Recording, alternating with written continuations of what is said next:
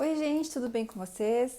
Galera, tô aqui para responder algumas dúvidas que entraram nas nossas redes sociais aí e que eu acho que é bem interessante. Esse vídeo é sobre o processo de reencarnação, o que acontece com nós quando a gente está em espírito e a gente começa o plano de vinda, de reencarnação ou de descida, como queiram chamar, aqui para a Terra. Bom, a primeira pergunta que me fizeram é como acontece o processo de reencarnação quando estamos em espírito? Bom, gente, assim, uma coisa que eu gosto de falar é que nada é regra, né? Cada um tem a sua trajetória, mas tudo tem algum motivo, tudo passa por algum processo. Então, assim, quando nós estamos em espírito, vocês imaginem assim, que a gente veio de uma outra encarnação. Então, o nosso perispírito, normalmente, quando a gente desencarna, quando a gente está no astral, ele assume a forma da última encarnação. Se a gente passa muito mais tempo no astral, inclusive, a gente pode escolher a forma de perispírito que a gente quer ter durante a nossa estadia lá. E é como se fosse aqui, já diz a oração do Pai Nosso, assim é na terra como é no céu. Então lá, quando a gente está no astral, no céu, como queiram chamar, a gente assume funções, a gente tem trabalhos, a gente tem um corpo espiritual, a gente tem as nossas atividades, tudo como se fosse aqui. Tem construções, tem moradias, tem casas, a gente convive com as pessoas que a gente quer, a gente tem algumas fases onde a gente pode estar num lugar, depois a gente pode decidir para o outro, como aqui na Terra. Então, só que lá, claro, é tudo mais fácil, não existe erros como existe aqui, não existe pecado como existe aqui, não existe a dualidade, essa é a palavra, não existe o certo e errado. Lá tudo é, né? Não existe o erro como existe aqui. Bom, mas então respondendo a pergunta, como acontece, né? Em relação ao nosso corpo físico, quando a gente está lá no astral, inclusive, só mais uma observação, a gente está assumindo normalmente a nossa encarnação anterior, que é a que a gente mais lembra. Durante a nossa estadia lá no astral, a gente vai relembrando as encarnações anteriores num processo muito tranquilo, assim, conforme a evolução de cada um, as lembranças, as memórias vão vindo, tá? E aí, inclusive, nós podemos assumir um perispírito de uma outra encarnação que a gente tenha mais afinidade e também a gente escolhe a idade que a gente tem mais afinidade, tá? Então, olha que bacana. Por isso que normalmente os espíritos, eles são jovens, né? Eles não querem estar idosos, né? Tem alguns que preferem até ser crianças. Então, a gente escolhe a forma que a gente quer ser quando a gente tem essa habilidade e esse mérito. Bom, depois, como é que inicia o processo de reencarnação?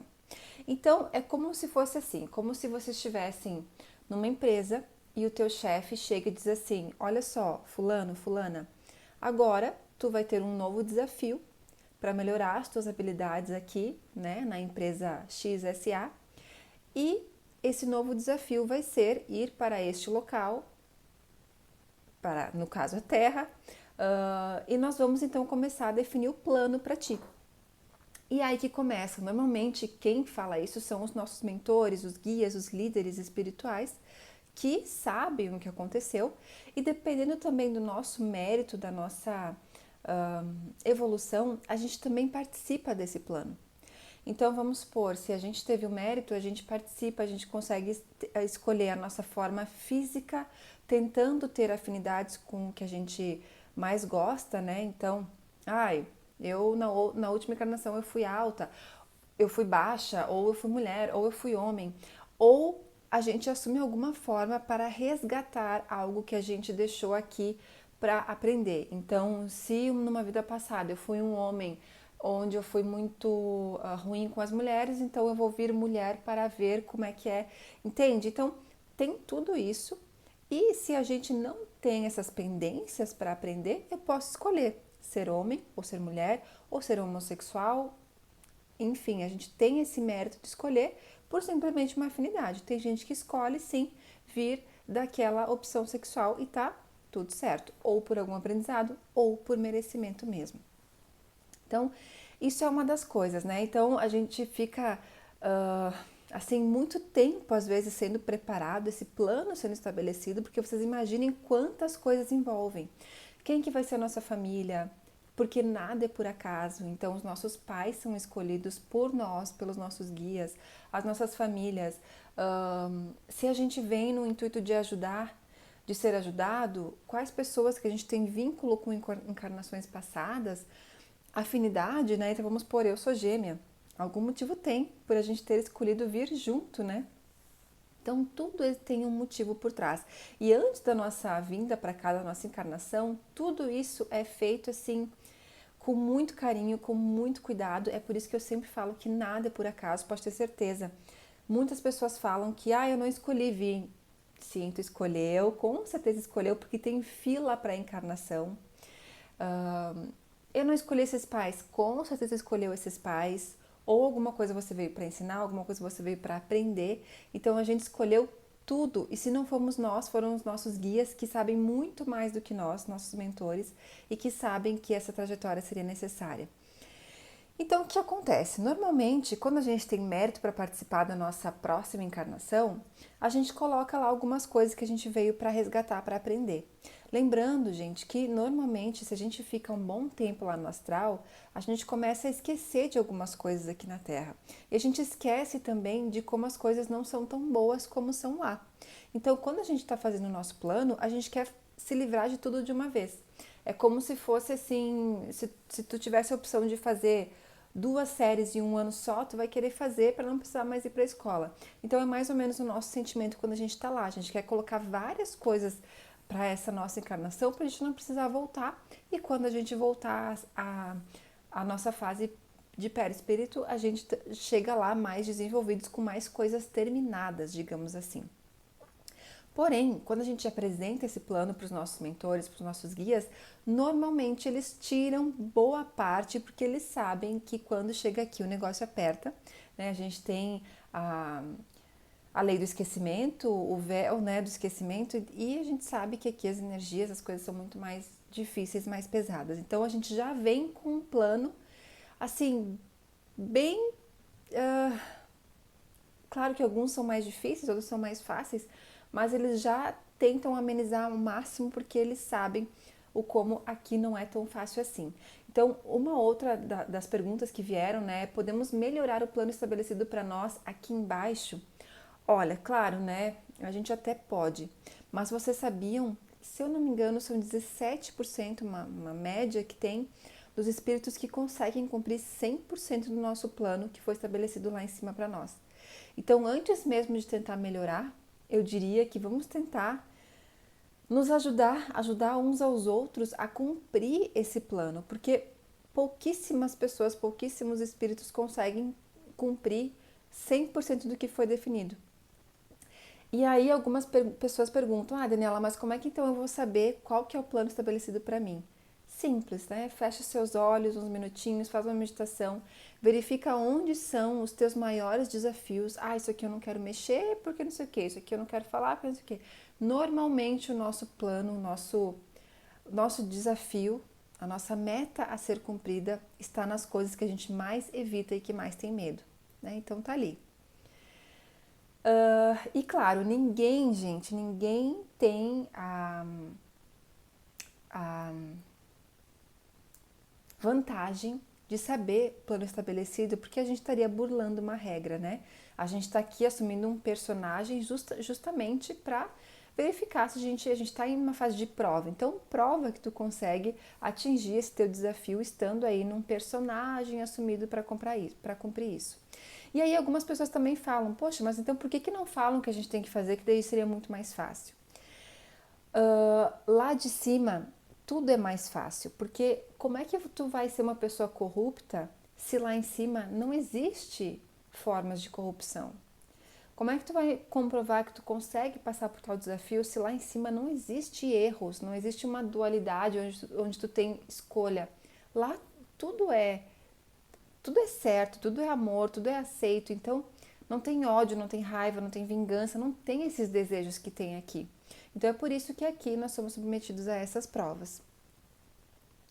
Outra pergunta, já temos então um destino traçado, já que a gente vem com esse plano estabelecido para nós?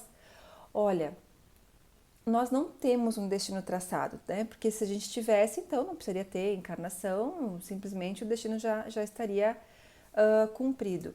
Embora a gente sabe que tudo já está, tudo já é. Uma vez que no universo não existe tempo, é o que os grandes especialistas falam, né? Que tudo no universo já está feito. Nós só estamos aos poucos tomando essa consciência.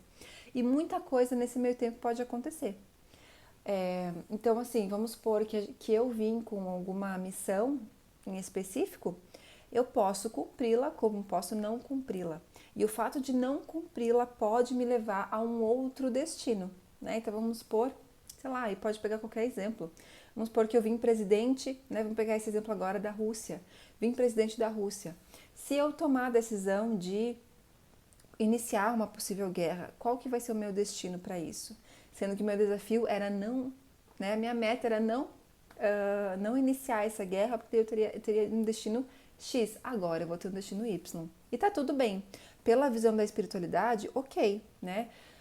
Não é assim, a gente não chega lá, quando a gente desencarna e chega lá em cima, a gente não é julgado, a gente não vem alguém apontar o dedo na nossa cara.